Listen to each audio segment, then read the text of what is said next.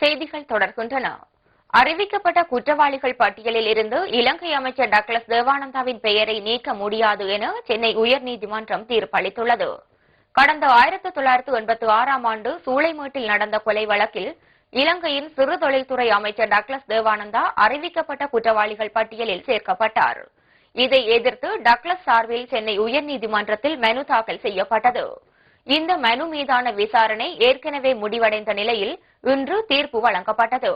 அப்போது அறிவிக்கப்பட்ட குற்றவாளிகள் பட்டியலில் இருந்து தேவானந்தாவின் பெயரை நீக்க முடியாது என கூறிய நீதிபதி, முறையாக நீதிமன்றத்தில் சரணடைந்து டக்ளஸ் தேவானந்தா பிணை பெற்றுக் கொள்ளலாம் எனவும் தீர்ப்பளித்தார்.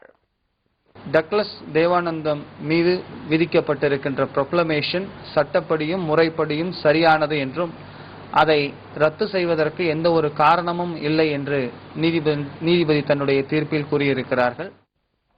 மேலும் இந்த வழக்கில் டக்ளஸ் தேவானந்தா முறையாக பிணை பெறும் வரை அவர் இந்தியாவிற்கு வந்தால் எப்போது வேண்டுமானாலும் கைது செய்யலாம் என்பது குறிப்பிடத்தக்கது.